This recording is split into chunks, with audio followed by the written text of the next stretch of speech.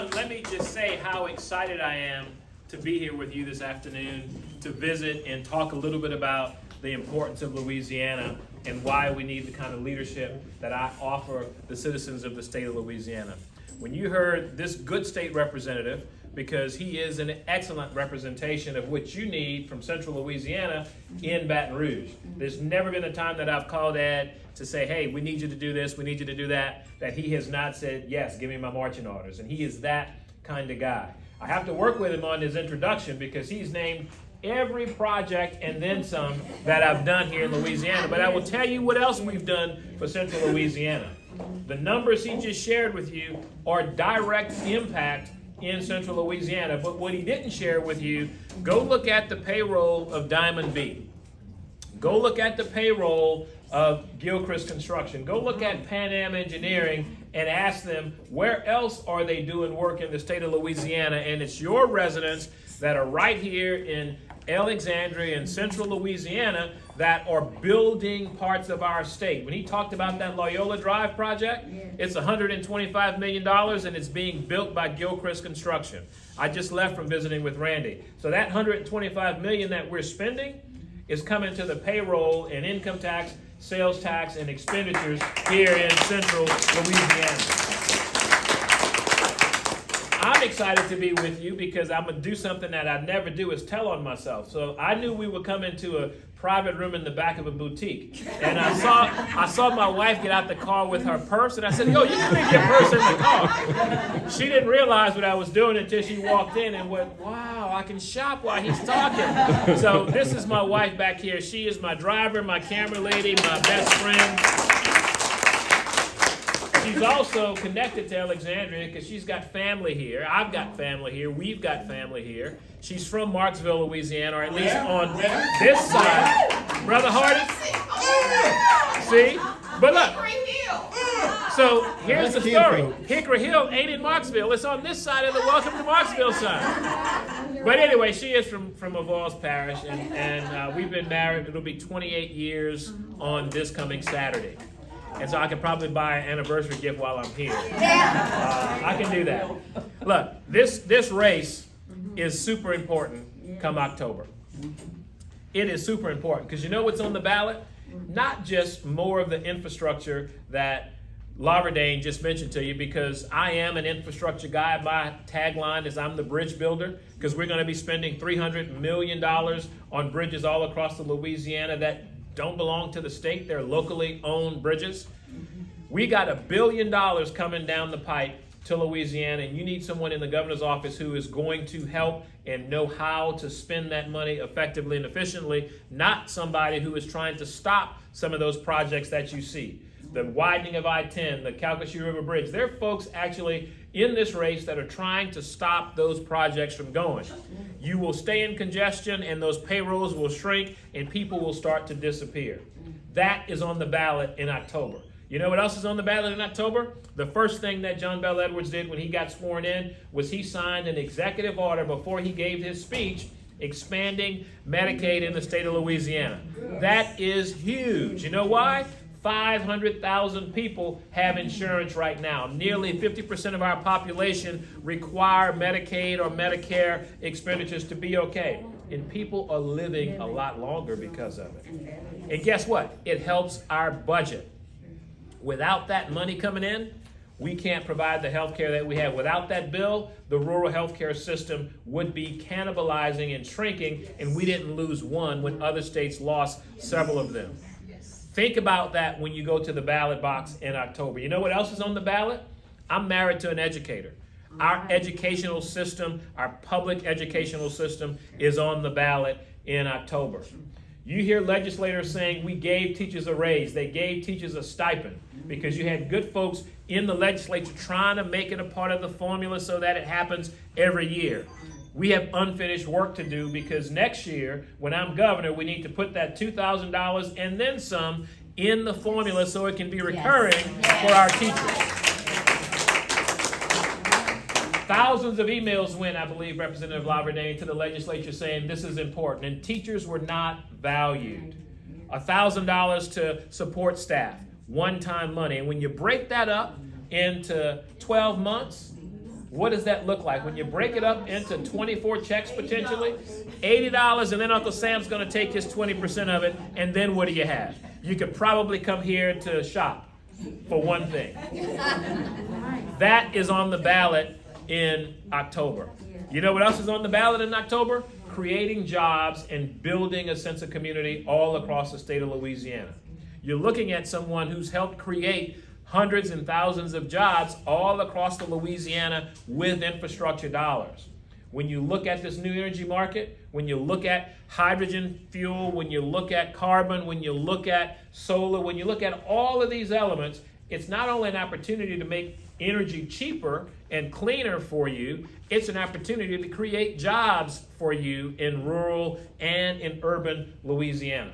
That is on the ballot. You need a governor who understands how to get those things done. And I'm that guy. I'm that guy because I've got 25 years of experience in state government, making things happen, working for Republican and Democratic governors. No other candidate in this race has that. You're looking at the guy that has an undergraduate degree in urban and regional planning, a master's in public administration, and a PhD in public policy. Perhaps the most educated and qualified candidate that you've seen in the state of Louisiana in the history of our great state. You're looking at someone who traveled every road around here in urban and rural Louisiana for 6 years, building a sense of community. Building murals, teaching children how to read, helping homes refurbish themselves, planting trees, protecting our environment. I did that for 6 years under our first female governor before going into her office when Governor Blanco was lieutenant governor of the state of Louisiana. So I understand what a sense of community looks like. I understand what that investment looks like. And then last but not least, you're going to need a governor who can work with any and everybody. You don't have very many cabinet secretaries who, by other people's accounts, would say he was the best secretary, he was our favorite, he was the best hire John Bell made. That was the case until I announced I was running for governor, and then half the legislature didn't like me as much. But that's okay, because that half that weren't too excited I was running for governor knew when they went cut a ribbon or when they break ground on a project, it was this guy who helped them get it. It was this guy that championed the Jimmy Davis Bridge in Bossier Parish in North Louisiana, and guess what the legislature did in this process? We signed the contract, and they cut the money out the budget. Hello. That's exactly what happened. They said it was a clerical error. Wow. But not only did they do that, this is the guy who helped dredge the Mississippi River to build a globally competitive container port. Guess what got cut out the budget? The globally competitive container port. Go figure. Those are the kinds of things that we need to have responsible decision making with, and someone who can sit across the table and make those things happen. That's what we need in Louisiana, and that's what you will get with a Governor Wilson. Those are just a few of the things that we can make a difference on. We can make a difference on climate because we are the agency that's rolling out $85 million through electric vehicle charging. We're the agency that's doing the environmental process on all kinds of activities as we go around to be responsible investors in protecting the earth, because we only got one of them. It's not going to be a replacement like a knee. This is what we have, and we've got to take care of it. Those are the things that this guy, this candidate, is interested in doing. This is also the guy who stood side by side with John Bell Edwards in every disaster from the day he was sworn in when the Mississippi River was the highest. We stood on that stage, but we had people in the background monitoring, making sure things didn't go haywire. We're also the agency, and I'm also the head that traveled after every hurricane, after every tornado, after every ice storm, after every flood around the state of Louisiana, hugging people, crying with them, helping them put the pieces of their lives back together, only to find our insurance company not wanting to pay for roofs that have been destroyed twice in 1 year.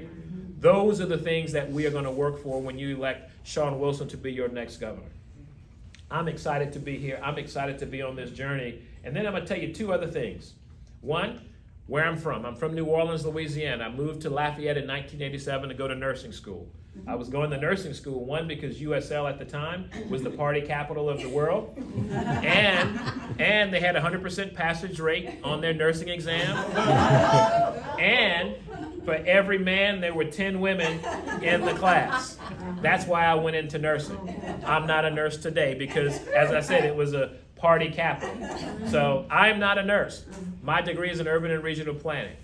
I grew up there professionally. I grew up there as a public servant, having been student government president, having been a volunteer with United Way, having been a 10-year Big Brother with Big Brothers Big Sisters, having been a scoutmaster for 4 years, having been an assistant scoutmaster for all the years before my son eagled out. That is the kind of public servant that I am. I went to Southern, got my master's, got a PhD in public policy, became secretary in 2015, and at the time, this is important, at the time, I was the only African-American secretary in the entire country. We had 6 female secretaries in the entire country. When I left, we had 6 African-American and up to 15 female secretaries. But this guy had the opportunity to be the first African-American president in 107 years of the American Association of State Highway Transportation Officials. And you know what that meant? It meant when President Biden was talking about the infrastructure bill and Secretary Buttigieg had questions about how to make that happen, they didn't call the secretary from California. They didn't call the secretary from New York. They called the secretary from Louisiana and said, hey, what do you think about this? That is impact in this business. The last thing I'm going to tell you, then I'm going to be happy to entertain and take some questions, is how do we win in October?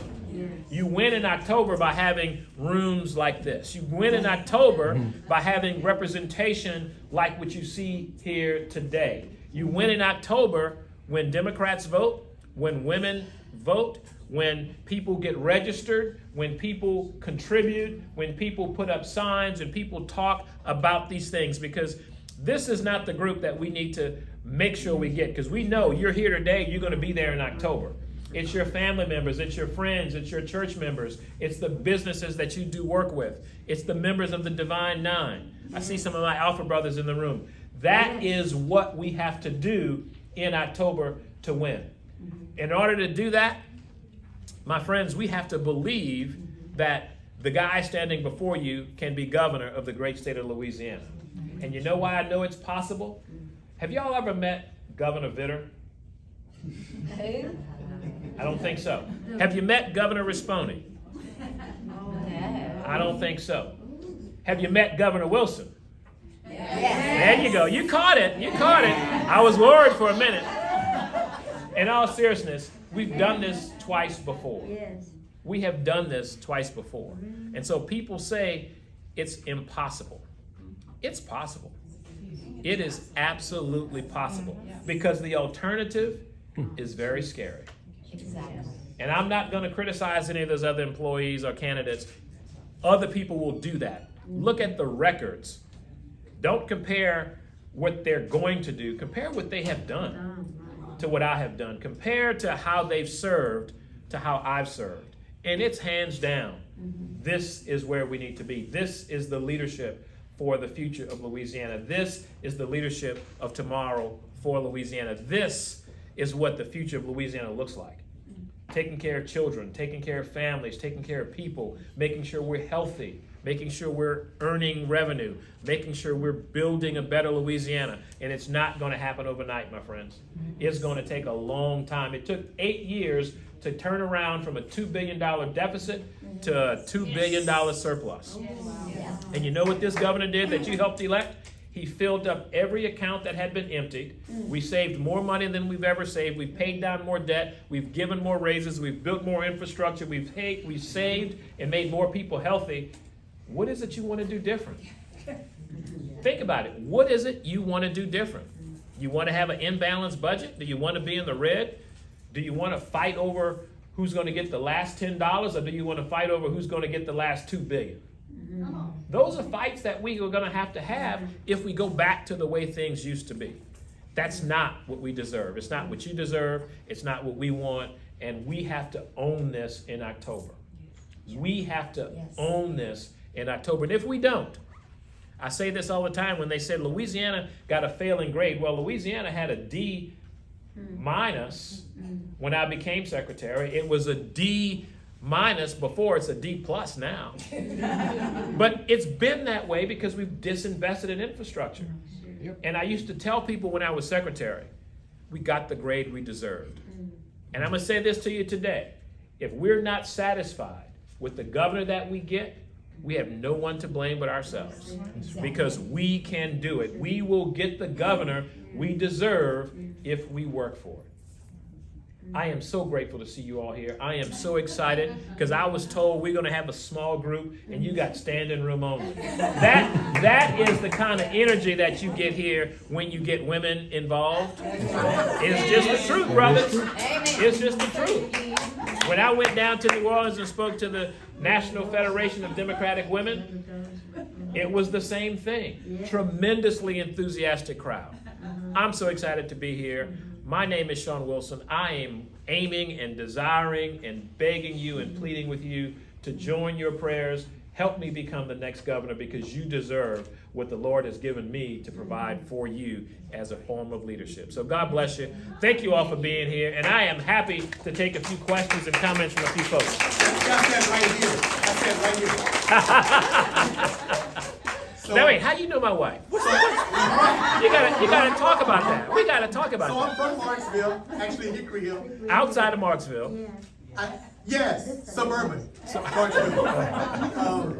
I live in Rapides, actually Pineville, but I pastor a church in LaSalle Parish in Gina. 30% of black folks in Gina voted in the last gubernatorial. That's good. Yeah. 30? No, 30 is not good. Here today is your personal invitation to come to Gina. Now, whoever I need to talk to, to set that up. Look, the guy with the big haircut right there. Are you making fun of us? I'm just saying. You got a big haircut. Yeah. You speak to Algie Simeon. He'll make sure I get there, and we will absolutely do it. I was over in Colfax this morning, so absolutely. And we have ladies in in Gina. I still want to know how you got my wife. How you know my wife? We'll talk about that after. Meet me outside.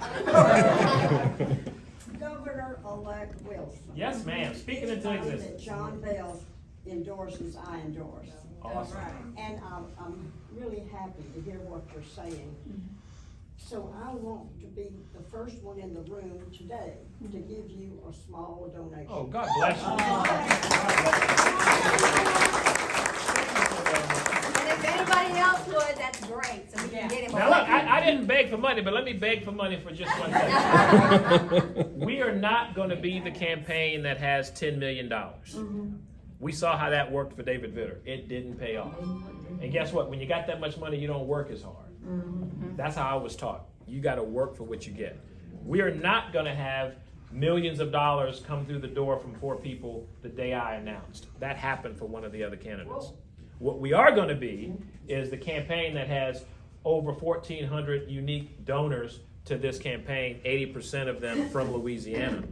That is what we're going to be. It's going to be folks like you giving money and helping raise the dollars to make this happen, and we'll let Brother Labradane give the big check to me later. But if you want to give, you can take out your phone right now and go to wilson4la.com, WILSONFORLA.com, and you can make a contribution on that website. You can also make that contribution occur daily, weekly, monthly, how often you want it to come, and it can be a one-time donation as well. Please help us do that. Without that, we can't pay for these signs because it's not cheap to do these signs. You can't get on TV, you can't get on radio, you can't make signs, you can't get in the newspaper without the resources to do it. So we need you to help invest in the campaign. You can donate through Act Blue, you can donate on our website, and we are so cool, I even have a QR code that I can let you take a picture of that'll bring you straight to the link. And when you give, text it to your friends and your family and ask them to do the same. It doesn't have to be a lot, but when you give, if you can write a $5,000 check to me, I'm going to give you a hug and say, great, I appreciate you, and you're probably able to write one for a few other people too. But if you're going to give me $10, $20, or $30, if you're going to give me the $2 that some people give me once a week, you're not going to go give that to everybody else. You're going to give that to me, and when that $2 shows up, I'm going to get your feet to go knock on doors afterwards. It's going to take that kind of leadership and that effort. So I appreciate you, Ms. Helen. Thank you so very much. It's going to be used exceptionally well. And when we spend all of this, we're going to thank Ms. Helen personally. And by the way, John Bell Edwards endorsed me the day I announced. There was no hesitation whatsoever. And we've got the endorsement of Congressman Carter. We've got the endorsement of several mayors. We've got the endorsement of several council members and police chiefs, and it's only going to grow. It's only going to grow. And how about that Supreme Court decision, by the way, speaking of growing? Yes. Yes. We know how to count to 2. We know how to count a third of 6 is 2. And thank goodness that this Supreme Court got it right this time and told Alabama, go back and do it again. Yes. So I'm excited for that, because that means it looks like if they do what they're supposed to do in the court acts, we will have a second congressional district that will reflect what Louisiana really looks like. So I'm excited about that. That's awesome. Yeah, would you Yes, say Miss some Susan. more about voting rights? Absolutely. So, it would be wonderful if when you turned 18, it was an automatic thing. It would be wonderful if when you got your driver's license, it was an automatic thing that didn't just purge you from that process. Because there are people out there that are saying that we have a fraudulent system. If we had a fraudulent system, I would think we'd have more Democrats elected statewide if it was going to be a fraudulent system. Exactly. And the Republican Secretary of State, who's a personal friend of mine, I've known him for some time when he was actually in the concrete business, told me this all the time. He says, there's this myth out there that something is just not right. And that is not the case. And so when you hear these things around voting rights, there are people that will try to deprive you of that. There are people who will take citizens who have been to jail, paid their price to society, and then make it extremely difficult for them to get their right to vote. When you got to go through a maze to find a little piece of cheese to just cast one vote that people died for. I was in Colfax this morning and saw the massacre monument that dedicated itself to justice, to doing what's right. And it started off because they wanted to have their rights protected. Am I right? Yes. They wanted to protect the right to vote for who they wanted to vote for. And too many people have died over our lifetimes that made it possible for me to be able to be on this ballot, made it possible for each and every one of you to have the right to go up and cast a ballot to say, here is what I think is best and trust democracy. Too many people have died to have the number of people in our state. We shouldn't have to register one more person to win, because if you are registered and you vote, we would win. Absolutely.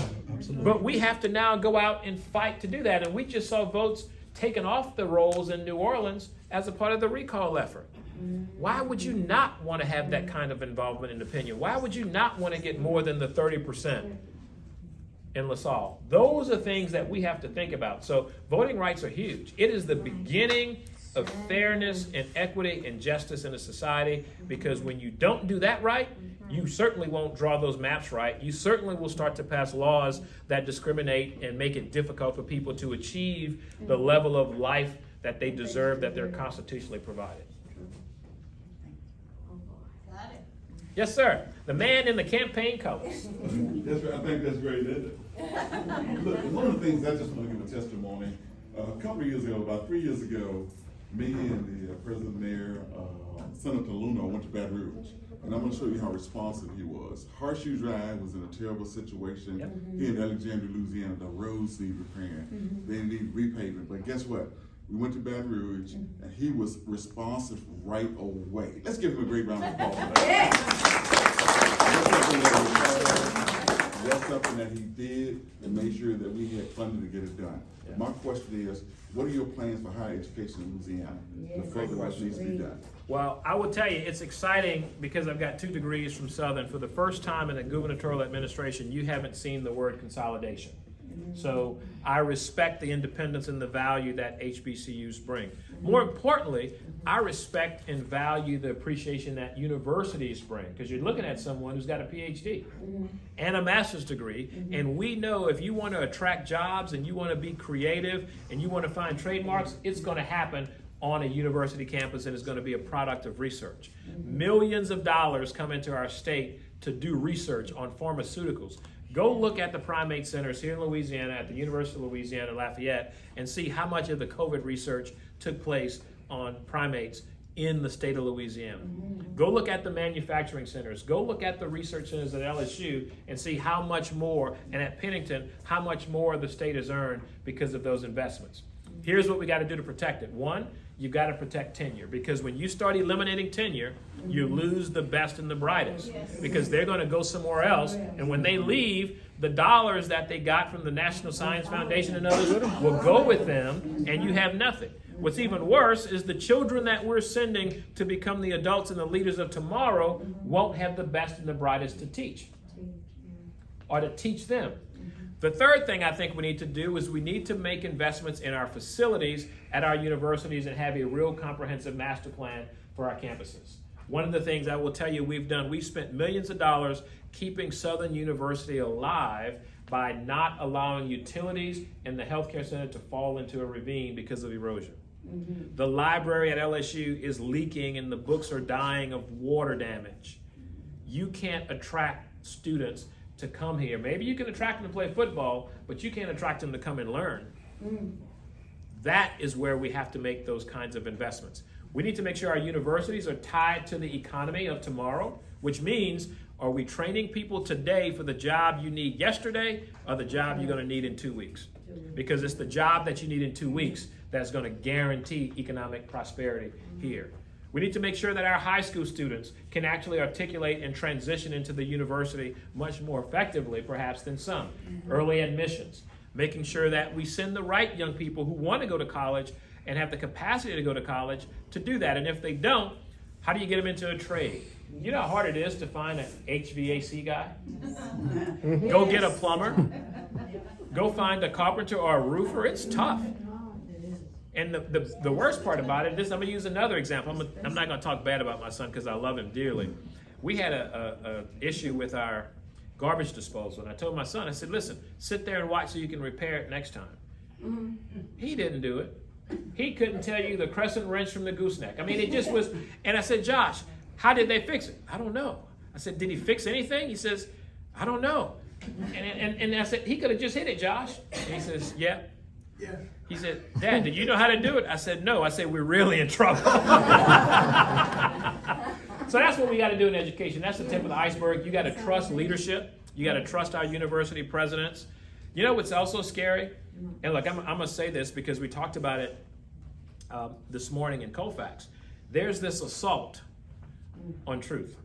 It sure is. There's this assault on truth. And I told the mayor, the Bible speaks about what truth can do for you. And the idea that there's this perception that critical race theory, whatever they're considering that to be, is a problem. The problem isn't what you call it. It's the problem is that we were teaching untruths and lies and perpetuating damage from generations ago that we don't necessarily own, but we inherit because of who our parents and grandparents and great-grandparents were. These issues have been around forever and a day. We ought to be able to sit across from each other and talk humbly and meaningfully about that. When the assailant and the victim and the descendants of those two people can get together to bring unity, that is sense of community. That is what we ought to be doing more of. And that is what we can't do if you want to dictate what's in the library, if you want to dictate what teachers can say and talk about, if you want to dictate what can or cannot be taught by people who may not know better themselves. That is not what education is all about. Yes, ma'am. Grace, since you've led it to that point, where is your position on reparations? Because what you just said is based on what the wrongs that were done in the past. Yep. How can we address those?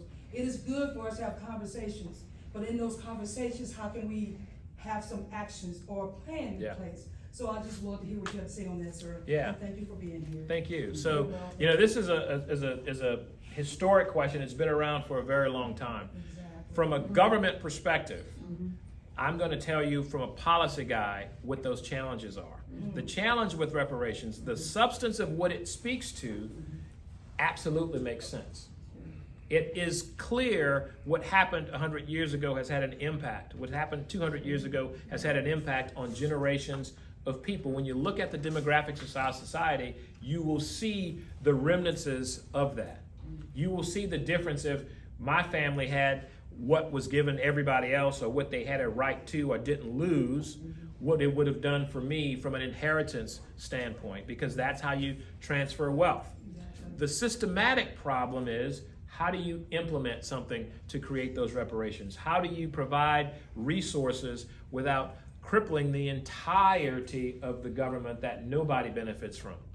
That redistributive process is very complex and very difficult, and I don't know that there is a state that's figured that out. Now, not saying that reparations cannot work in specific instances, but in a macro level, to document that and go get that is going to be very difficult. Now, what you can do in lieu of reparations is make the kinds of investments that provide the resources to a community that makes it work. And I'm not telling you what I think, I'm telling you what I've done. Here's what I've done. When I became Secretary of the Department of Transportation, we had what was called the DBE program. It was called the Disadvantaged Business Enterprise. I stopped calling it that somewhere between year 2 and year 3, and I called it the Diverse Business Enterprise. It's still DBE. We had a budget of $1.4 billion. Of that budget, 8.4% was dedicated to go to minority-owned businesses, women-owned businesses, and veteran-owned businesses. We didn't get 8.4%. We were less than that. But you know what I did the next year? I raised it. I didn't get that goal, but I got more than 8.4. And then I raised it. I didn't get that goal, but I got more than what I'd set it at. When I left the Department of Transportation, we had a goal of 16.4%. And guess what we did the year before? We had achieved the goal and exceeded the goal from the year before of 15.8%. And not only that, we grew the budget from $1.4 billion to $3.4 billion. So you were originally seeing less than 8% of 1.4. Now you're seeing 15.8% of twice the money. Guess what? Those women-owned businesses, those diverse business enterprises, those veteran-owned businesses, they got a bigger share of the pie. And nobody complained because the primes got the money as well.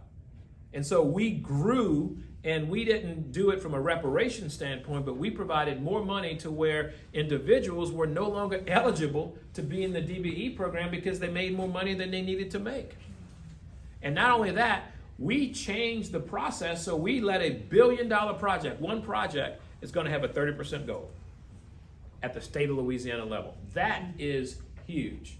I'm also the secretary that signed the first state Department of Transportation that signed the Equity and Infrastructure Project, the EIP. The EIP is designed to create priming opportunities for underrepresented businesses. Look at your portfolio of businesses and see who's underrepresented in that population and commit as an agency to create more priming opportunities. Because if you create that prime opportunity, guess what? They live in a community where we're going to hire more people from that community. They're going to do businesses or do business transactions with others in that community. That was my answer to reparations. Instead of trying to figure out a way to write a check, take those resources and earn the value of that, but create sustainable and systemic improvement to get the outcomes that you absolutely need. And so that would be my response to reparations. Yes, ma'am. How do you feel about ITEP? ITEP. Should it remain in the local, or should it go back to what it used to be with rubber stamp? Well, I will tell you this. I served on the Commerce and Industry Board for Governor Edwards for about 4 years as his representative. And I fully support his commitment to reduce the value of what those exemptions are, but also to support local ownership and investment. Who makes those decisions? Here's why. As citizens of Alexandria, you've charged your mayor and his council, you've charged your sheriff and your school board, and any other tax collecting entity you have to be fiduciaries, to be good stewards of your money. All right. Far be it from me to come take that money without your input and give it away. And when I give it away, guess what's happening? you don't have the money to pay for schools, to pay for streets, to pay for public health, to pay for your police department, and then I might come back and complain about what you're not doing as a community. So you can't have it both ways. So I support letting the locals have some decision making in that authority. Now, I will tell you, we could streamline it a little bit. We could hold those entities accountable to make sure they're creating jobs, because there are articles and documentations that will say, here is what you got in an exemption, but your workforce shrunk because of technology. That's not the way it should go. We want them to create jobs. That's why we give them those exemptions. We want that value to come. That's why we give them the exemptions. And at the end of the day, they're still going to come. They're not going to pick up their plant or their industry and go somewhere else. Maybe a small business might, a medium-sized business might, but the big boys that are getting billions of dollars in exemptions, they're not going to pick up their chemical plant and go build it somewhere else, because nobody's going to let them build it. It is too costly to start from scratch, so they're going to refurbish it. In the places where they had said no, guess what? The businesses still went. There's local governments have hundreds of millions of dollars more now because of that change. That's money going into their police departments, their school systems, and as a state, we are comprised of smaller communities. We are a rural state, in spite of having the metropolis of Alexandria, and the metropolis of Hickory Hill. We are still a very rural state. So as governor, I will retain that participation of the local governing authorities being involved, but we've got to streamline it so that a business that comes doesn't have to move around and wait 4 months to know what that decision is. Let's get it done sooner. Let's get it in a one-stop shop, and let's give them the certainty so that they can make their final investment decision on their expansion or their relocation or their efficiencies and improvements. But I do support local governments. I have been an advocate of local governments, which is why we budgeted $300 million to give to locals, to pay for their bridges, which is why when I was secretary, we would write grants for the locals, and if they got it, we did the hard work so they wouldn't have to go out and hire firms and get over capacity and struggle delivering those kinds of jobs. That is what I would do as governor, not just for DOTD, but for all of the agencies that we work with. We've got to help build that capacity and pick up some of the burden, and especially in the area of crime. We've got to do a better job at the state level of not criticizing the district attorneys, not criticizing the sheriffs and the chiefs of police and the mayors, and certainly not picking on communities that are disproportionately a minority group, what some people have done. It's fairness and justice, and we've got to help. I can't do the policing in that local level, but I sure can give extra money to Mayor Roy for his police department. I sure can help with the technology support. I sure can send state police here to help. Those are things that we can do here in the state of Louisiana, and that's my approach to supporting local government. Governor. Yes, sir. I have a question. Uncle Willie. In Rapides Parish, according to the Alice report, 55% living below the poverty guideline. What's your plan? Asset limited, income constrained. That is addressing and breaking the cycle of poverty. Figuring out that the resources that an Alice family has is being disproportionately spent on transportation, food if they can get it in a balanced and healthy way, and housing costs and health care. How you do that is you've got to support the process to break the cycle of poverty. It cannot all be done with government. It has to be done from the nonprofit side, and the way you do that is with education. The way you do that is maintain the Medicaid expansion. The way you do that is invest in transit that will make it more affordable for families to move from point A to point B. The way you do that is you build a very balanced, fair housing market with affordable housing opportunities so that you don't price people out of the market.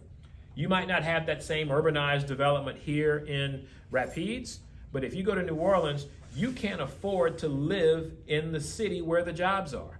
And then where you can't afford to live, you've got to drive and spend a disproportionate amount of money of where that is. And then when you get to the job, you're going to make 7 1/4. Oh, yeah.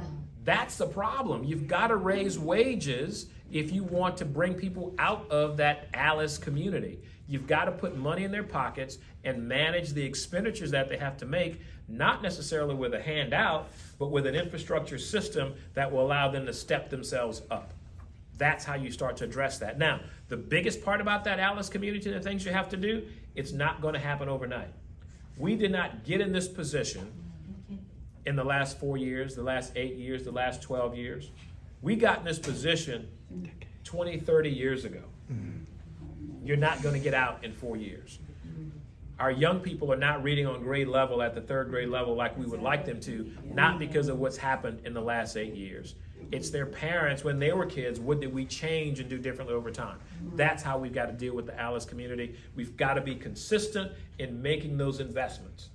We can't do, and I don't know if Laverdane's still here, he will tell you, we cut the budgets when we do good stuff. If I said one thing about what we did right in this administration, look at criminal justice reform. And then look at the efforts to undo criminal justice reform that passed in 17 or was it 18? 18. In 18. And now we're in 23 with 2 years of a pandemic and we want to undo what we did. We haven't fully implemented it yet. And it was a bipartisan effort. They all understood and agreed what we were doing doesn't work and can't be sustained. The same thing to criminal justice happens with personal income in the Alice community. You have to make sustainable investments and it's going to change over time. You can't build a house in a day. And you can't rebuild a community or a family or an economy in that same day. You've got to do it sustainably and consistently over time. Thank you. All right. Yes, sir. Just one other thing. Contrary to what Donald Trump says, make America great, America's not great. Well, the Supreme Court proved something to me. I have a friend who believes that they should be, Supreme Court justices should be limited. You know, not a lifetime thing. But I do know this, and I've been watching this, and we talk all the time. If you hire 10 men, they're independent of you. No one owns them. Those 10 men will do just like I do. I grow, I learn. I grow, I learn. You don't have anything on them. Yeah, they're part of you. They're part of your system. You probably believe they think like you do. But when it comes time to make a decision, they're going to deviate from you every time because you continue to attack. You attack, you attack. And you want them to uphold that attack. Uphold your blitz. The Supreme Court deviated. And everybody say, the news people say, oh, we surprised. I'm not surprised. Because you got 9 men and women there. They got to have some integrity and character, morals. I don't care what they are, Republican, Democrat, whatever they want to be. That's a group of people who are independent. And I hope it never changes. I want it to be a lifetime. I want to die on that bench because they're human, made by God. They can learn, change, adjust, and grow. Okay. All right. Like I don't get to appoint Supreme Court justices. I don't get to appoint judges as governor. And look, I have my beliefs. I understand the value of a lifetime appointment when you want to have some of those things. I also believe in qualifications. I believe in experience. I believe in making sure that it's representative of who we are as a country. Because for a long time, it's the same thing in our congressional districts. When you look across this country, what percentage of it are women? And what percentage of our Supreme Court justices are women? What percentage of our judges are women? What percentage of our... So we've got to have some representation to be current. I don't necessarily disagree with you, but I do think there's some room for improvement in some of those areas. And until they let the governor appoint a justice of the Supreme Court, I'm not going to get too far into that issue. Ma'am, did you know? Yes, ma'am. I don't know how to word this. When Bill Clinton was elected, or during his campaign, he did mention that we all have to do our part. That we're gonna cut back on the handouts. We're gonna expect you to bring in more money or do, I'm not using the right words verbatim, but, he expressed a desire that the country also step up. And, through his campaign, that really resonated with me because I find myself not a pure Democrat. I'm not gonna vote just because the Democrats tell me to vote for this person. I'm gonna vote because you make sense. I'm a middle of the roader, that's what you wanna pull in, because you got your Democrats already lined up. But you're middle of the road, or what are you gonna say to them to pull them in? I mean, to hear that, I do a lot of work with recovery people, and I hear people saying, I went to rehab 17 times, and they're all on Medicaid. I hear people that have money in the bank, they own their own home, and they got accepted for Medicaid. And then, it kind of makes me wonder that, well, expanding Medicaid, was that really a good idea? I guess there'll always be people who abuse it. Yeah. But I think that's an enormous waste of money to send people to rehab 17 times at a cost of what? Anywhere from $15,000 to $25,000 per stint. Yeah. Well, I will tell you, I don't know how much of each of those stints are gonna be Medicaid eligible, in terms of what we do. But, well, just, so what I will tell you is, there has to be some level of responsibility for individuals. There is no doubt about that. But if you are going into a rehab facility, you probably lost your job, you probably don't have a home, you might have kids that you don't have assistance to care for, and you've got a daily living expense. When you come out of that rehab, if you haven't addressed some of those other things, you're in trouble. Which is why it's important to elevate wages so that you can be reformed, which is why you have to look at the criminal justice system to make sure that when you go into prison, you come out with a skill set, a license, a certificate to do a job and have a job upon your release so that you don't revert back to those bad habits. There is some element. You've got to be able to say no at some point, but you also have to be able to say yes at some point. And the yes is, we've got to take care of the families that have institutionally and systematically not had the ability to survive. Because for every one of those bad stories, I suggest to you that we've got 25 stories that it's worked. Yes. And when it's bad, let's hold them accountable. You're not gonna have a problem with me being tough on crime, on abuse, on fraud, on waste. We will be tough on that. I'm the guy that when we had zero tolerance, sexual harassment, ethical impropriety, there was no give with Shawn. But Shawn's also gonna be smart to make sure I'm gonna be giving you the opportunity to do the best you can and not necessarily just rely on that. And that is correct. First time, shame on you. Second time, maybe third time, shame on me. But we have to systematically say it's more than just one element. It's more than just one issue. And a part of great question. Here's the recidivism rate we learned in Angola. 40+% of the people that got out of Angola that were regular inmates went back to jail. If they went into the reentry program, it was 14%. Yes. Now, ask me how many people are supporting paying more money to do the reentry program. Not many, huh, Labrador? No. More judges, more prisons. We need to have a reentry program in every prison and every jail in this state so that that recidivism rate will go from 44, 45 down to 14. That is where you make policy and success, because those are the guys that we met that's making $100,000 a year and he's a felon that served a few years in prison. That's the kind of decisions that we have to advocate for. That's the kind of reform that they're trying to undo. When I say they, there's some conservatives in the House. There may be some moderates in the House and some liberals in the House that might want to undo it. But they're trying to undo that because that's how you're going to get the recidivism rate down, and it's not going to happen tomorrow because each of the inmates are going to have a different sentence. And so you got to make that sustainable investment on the right issues. And I don't disagree with you. Accountability and performance absolutely works. Yes, ma'am. So I was just thinking, is your stance or your take on juvenile crime across Louisiana? Because I mean, we're facing it. We're facing it. When you go look at the numbers, and first let me say this, the issues of crime are not unique to New Orleans, Baton Rouge, and Shreveport. No. They are not. The issues of juvenile offenders are not equal just to, or equivalent just in New Orleans, Baton Rouge, and Shreveport. You've got folks who tried to pass bills to make juvenile offenders' records transparent to the general public before they were found guilty. Only if you lived in New Orleans, Baton Rouge, and Shreveport. No, I kid you not. It passed. Didn't that pass the House? It passed. Didn't it pass the Senate? Yes. And then it died. And then it died. Then it died.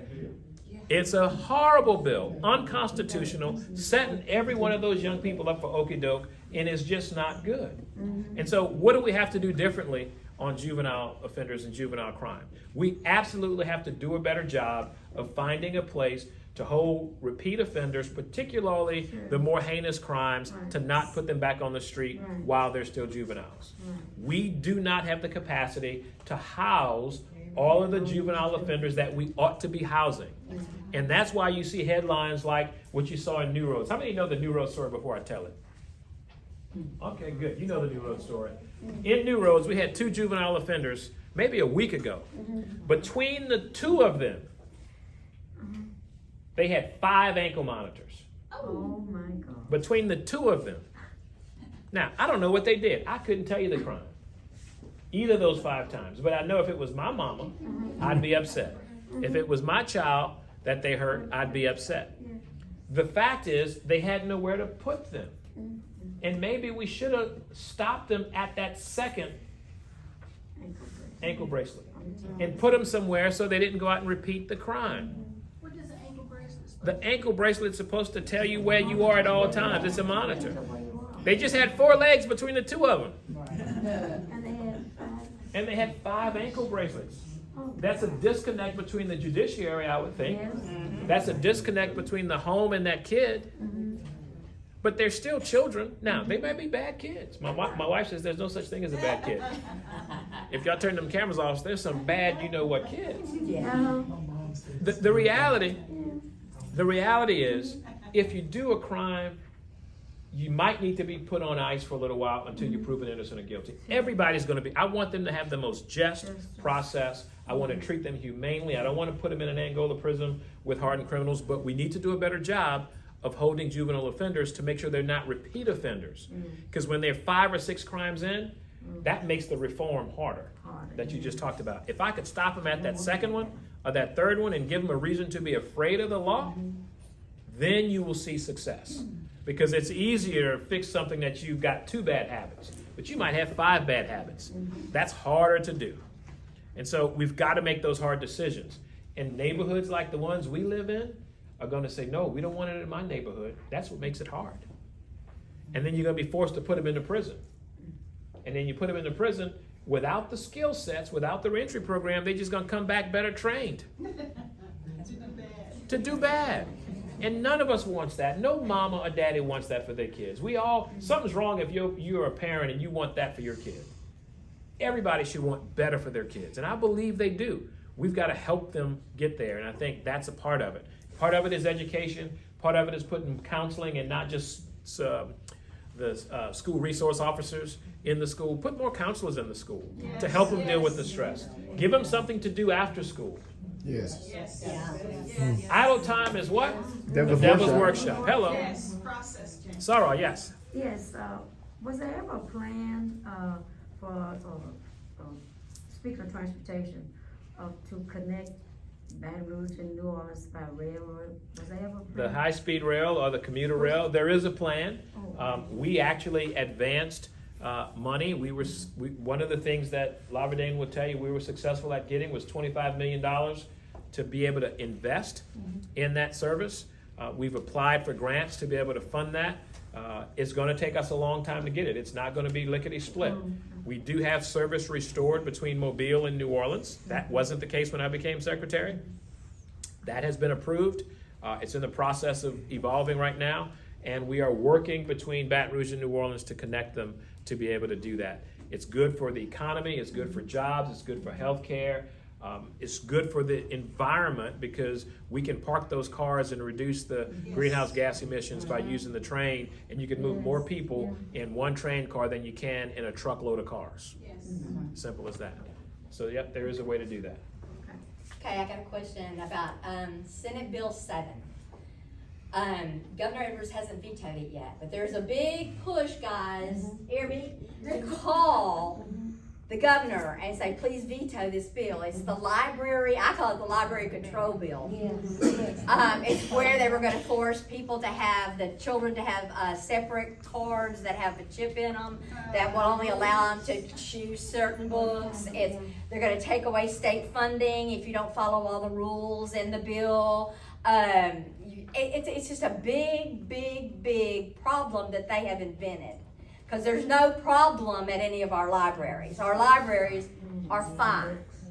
You know, they look at books, they review books. So, what is your stance on Senate Bill 7?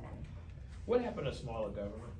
Thank you. Yes. So, look, When did the parents lose their rights? I am a grandfather. They call me Papa Doc. They call her Honey. When my daughter takes Layla and Pop to the library, I am not worried about what they're going to read. Because my daughter, who's named after me, Shawn Denise, is going to be with them at the library. We can't get to the point of trying to raise people's kids for them. They have parents for a reason. They need to be with them at the library.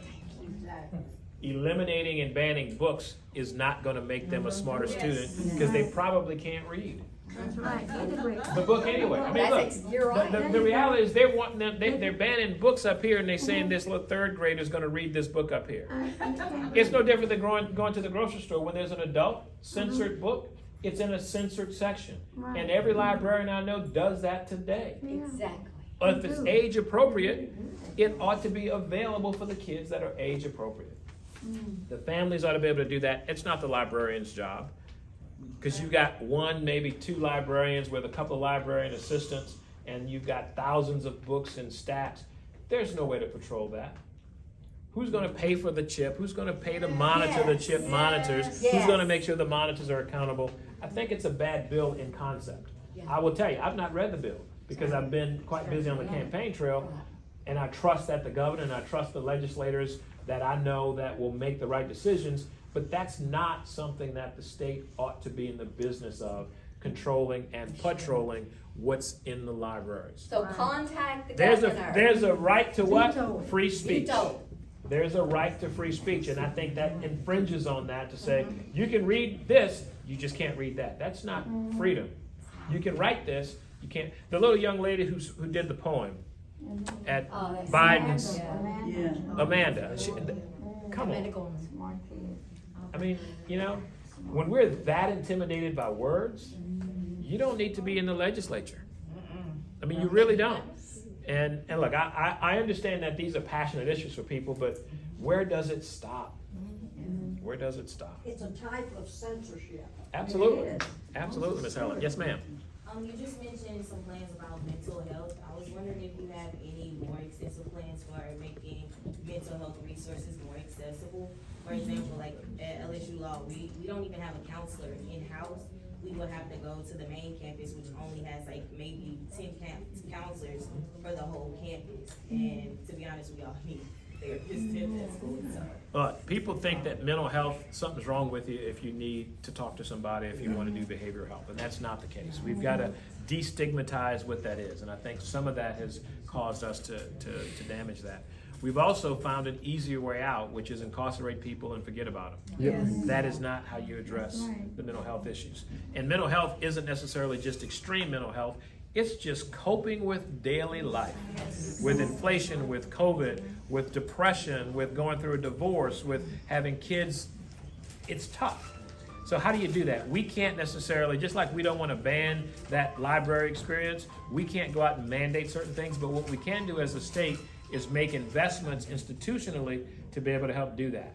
I am most concerned about the juvenile behavioral health and mental health issues, because you may date back to 2009 when Governor Jindal shut it down in New Orleans and said go to North Shore, and then in 2013 he shut it down over there and said go to the emergency rooms that were never trained to do that.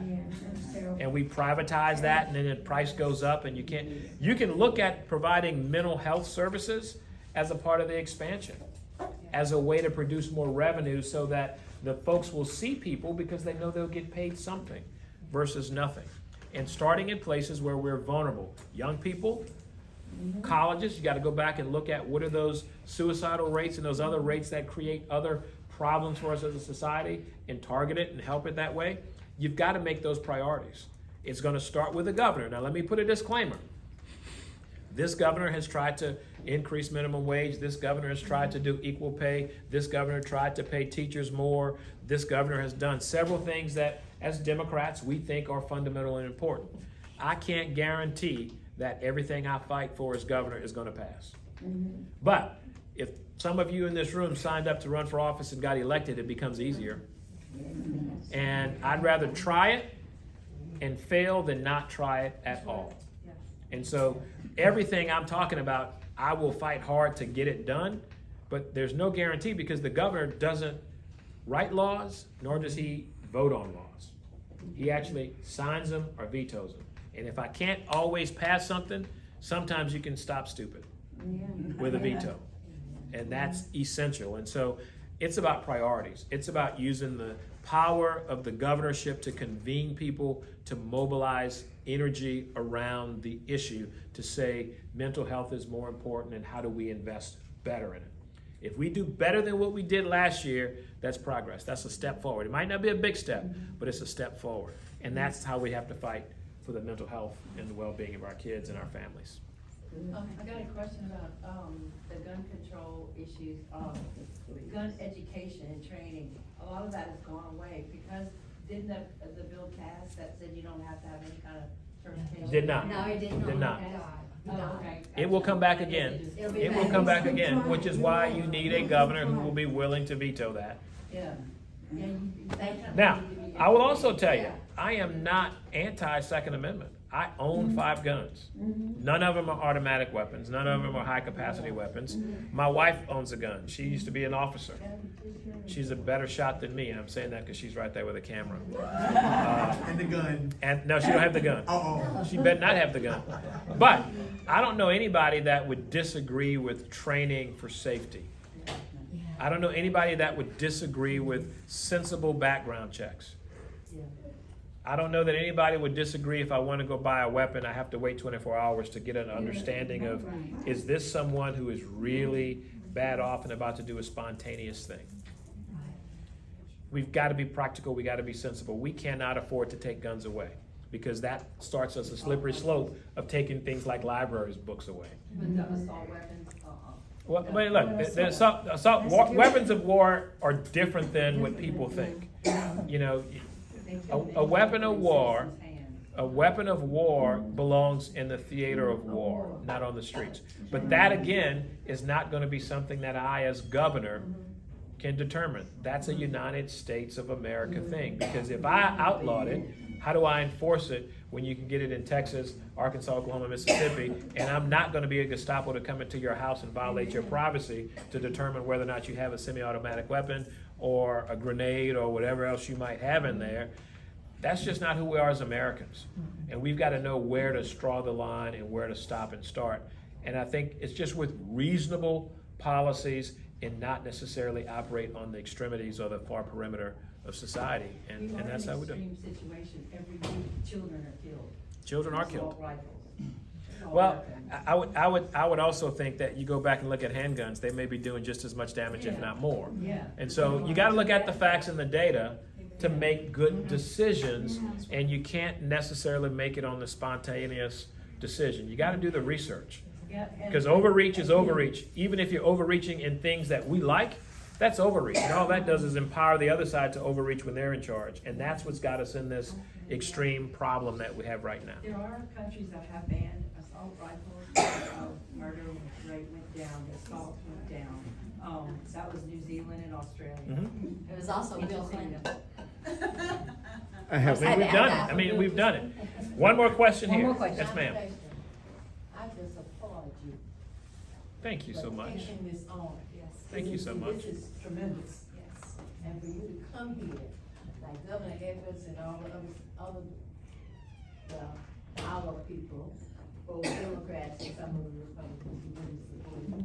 But I just have to commend you. I've been sitting listening to the questions and the response.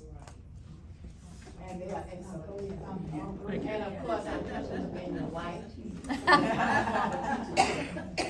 know where it comes from. Well, listen. I'm just looking forward for the endorsement process as we can. I shall be online. Please do. Look, the sooner we get that done, the better it is for everybody. We gotta stop being our own worst enemy. Thank you. We have got to stop being our own worst enemy. If we don't organize and take this stuff seriously, we will get abused. While you have a candidate who's working hard, doing what he or she needs to do, and we can only ask for $5,000 a pop when the other team's asking for $100,000 a pop. When you need to go to DC, like I'm willing to do and have done 3 times already, to ask for federal resources to help everybody on this team, not just me, you need to be able to speak with the authority of representing the party. And until that happens, we won't get the momentum and enthusiasm that we absolutely need. So I appreciate you saying that. I look forward to you all being online to be able to make that happen. It would be an honor of a lifetime to serve. It would be even better than being Secretary of the Department of Transportation. Almost as good as being Rocky's husband, but and certainly nowhere near being Layla and Pop's Papa Doc. But you know, I really appreciate you all for being here. It means the world to me. This is I didn't say it here, but public service is a ministry for me. That is what my calling in life is. I've learned that a long time ago. And I believe that the God I serve has given me gifts to pour out, and I don't want to die and have any of them left. And so that's why I'm on this race. I could have been secretary in other states. I could have been making several $100,000s a year in the private sector, but I would not have been happy, and I would not have been on my mission if I was not doing what I'm doing today. And look, I trust that we are in a great place. I know that we've got the power and the wind at our back. We've got people's knees bent praying for us, and it will happen. With your help, with your prayers, with your financial support, with your vote, you understand why this is important. If you didn't get anything else out of this, get it that this is in my heart. It's in the soul that you see standing here, and this is the way I will serve each and every day as the 57th governor of the great state of Louisiana. God bless you. Thank you all. I really appreciate it. Can we get a picture? All right. Take my picture, please. We're going to do a picture. And then look, the other thing I want to do is I want to get everybody in a big group just jumble up.